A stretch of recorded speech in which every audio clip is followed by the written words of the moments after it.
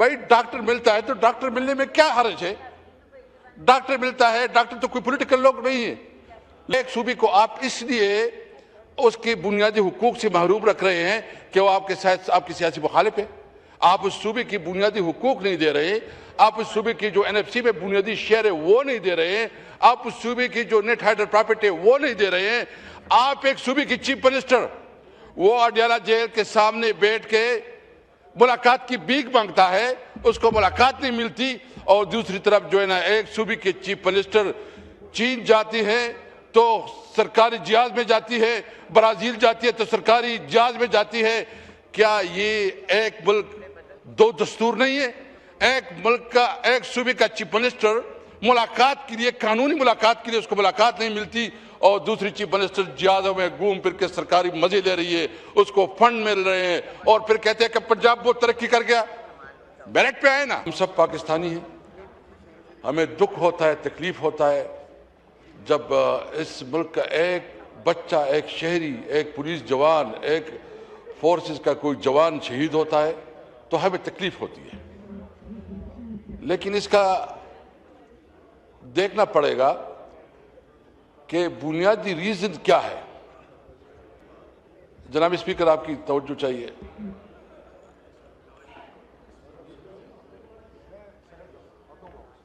रियासत होती है माँ की जैसी, रियासत होती है माँ की जैसी, और जब रियासत अपने बच्चों के साथ इंसाफ नहीं करती, उसको बुनियादी हुकूक नहीं देती, उसमें फ़र्क करती है, इंसाफ नहीं करती, तो फिर उसकी इस किस्म के हालात का सामना करना पड़ता है। हमारे अपोजिशन लीडर साहब ने कल डिटेल से बात की है, और उन्होंने जो बुनियादी बात की कि इस पार्लियामेंट को मजबूत बनाया जाए और ख़ासकर जो है ना जमहूरियत को मौका दिया जाए, मैं इस हवाले से बात करूंगा कि क्या बुनियादी वजूहात है जिसकी वजह से ये बदमनी, लॉ एंड ऑर्डर की सिचुएशन और इंसर्जेंसी बढ़ती है।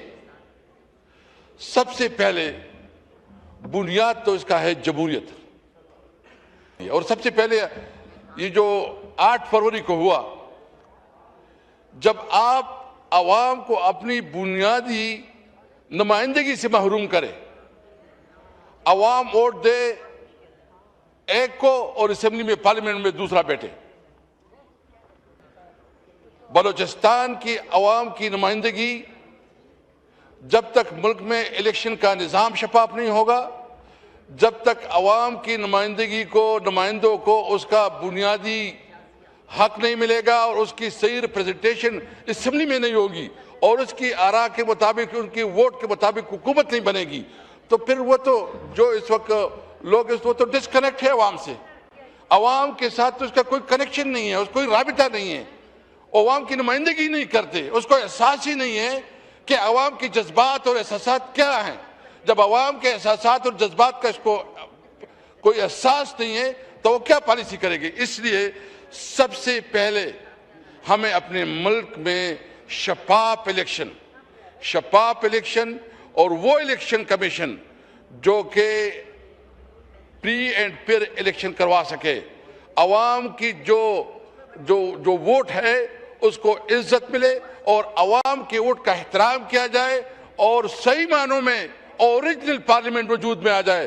तो नंबर 1 ये कि जब तक इस मुल्क में इलेक्शन शफाफ नहीं होंगे, जब तक इलेक्शन कमीशन गैर जानिबदार नहीं होगा, फिर इलेक्शन नहीं होगा, तो मैं समझता हूं कि ये मसाइल का हमें सामना है। नंबर 2, दूसरी बात जो कि देखिए, अवाम, हम सब इस वक्त एक मुश्किल से गुजर रहे हैं। हमारा लीडर इमरान खान जेल में है, इनको राइटफुल जो उसका कानूनी हक है मुलाकातों का वो नहीं मिल रहा। उसकी जो इवन मेडिकल का जो मतलब, ये तो एक आम कैदी का भी है कि उसको जब कोई मेडिकल ट्रीटमेंट की ज़रूरत आती है उसको हॉस्पिटल में मुंतकिल किया जाता है, उसकी फैमिली के साथ राबिते किए जाते हैं, उसकी जो है ना उसके तमाम ख्याल रखा जाता है।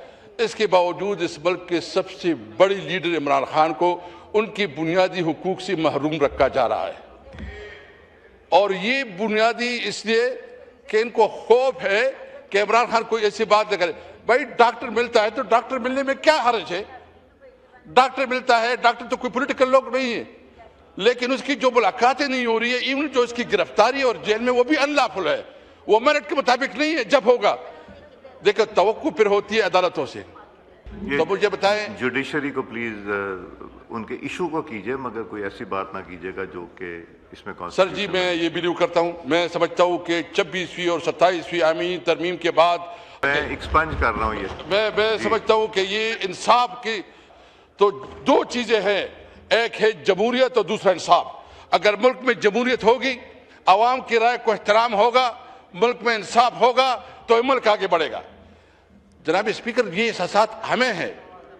ये जो इस वक्त हमारे सूबे में जो सूरत हाल है, यानी आप यकीन जाने कि एक सूबे को आप इसलिए उसके बुनियादी हुकूक से महरूम रख रहे हैं कि वो आपकी सियासी मुखालिफ है।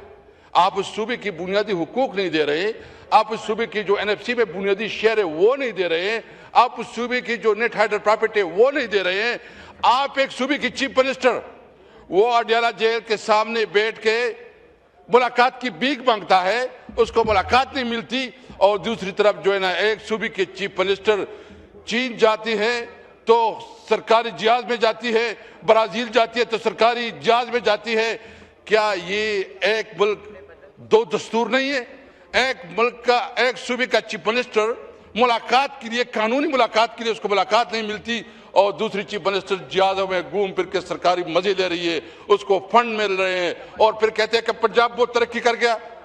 मेरिट पे आए ना, आप मेरिट पे आए कि आप जो हमारे हुकूक है वो दें, जो इस वक्त हम इंसर्जेंसी से सफर हो रहे हैं, और जो हमारा मुतालबा है। जनाब स्पीकर, अगर इस वक्त ईरान और अमेरिका इस्तांबुल में बैठ सकते हैं और बात कर सकते हैं, अगर इंडिया और पाकिस्तान भी हार्टलैंड पे वो कर सकते हैं, तो अफगानिस्तान के साथ आपकी जितनी भी सीरियस कंसर्न है, जितनी भी इश्यूज है, हम समझते हैं, मैं ये नहीं कहता, मैं समझता हूं कि अफगानिस्तान के साथ हमारे जो कंसर्न है वो भी सही है, वो भी एड्रेस होनी चाहिए। लेकिन डिप्लोमेटिक चैनल ऐसे होते हैं, डिप्लोमेटिक चैनल ऐसे होते हैं कि डिप्लोमेटिक चैनल से आप मसाइल का हल करते हैं। हमारा सारा कारोबार, हमारा सारा बिजनेस, हमारा सारा रोजगार अफगानिस्तान के साथ जुड़ा हुआ है। आप हमारी बात को क्यों सुनवाई नहीं देते? मैं समझता हूं कि हम नेशनल एक्शन प्लान पे मुकम्मल तौर पर अमल दरामद चाहते हैं। हम समझते हैं कि दहशतगर्दी किसी सूरत पे खात्मा होना चाहिए, दहशतगर्दी का हम हर हाल में खात्मा चाहते हैं।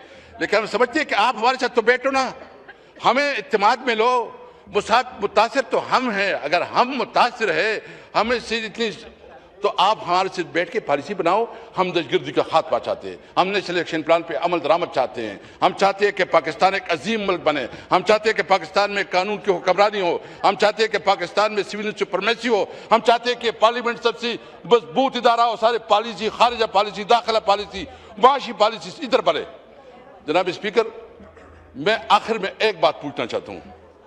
मेरे ख्याल में एक साहब बैठे हुकूमत की, मुझे बताओ इतनी बड़ी टूर्स हुई इंटरनेशनल खारिजा पॉलिसी की, मुझे एक भी डील बताए कि ट्रेड डील हुई हो, एक बताएं।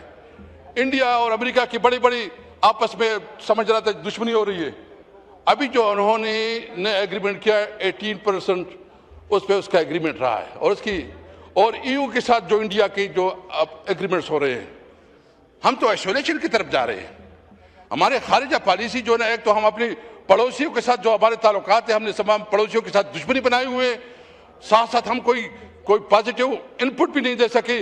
और इंडिया जो हम समझते हैं कि अमेरिका उसके साथ जो है ना, मिस्टर ट्रंप रोजाना कहता था कि इतनी जायजगिरी, अभी उसके साथ ट्रेड एग्रीमेंट हो रही है, EU के साथ उसकी ट्रेड एग्रीमेंट हो रहे हैं।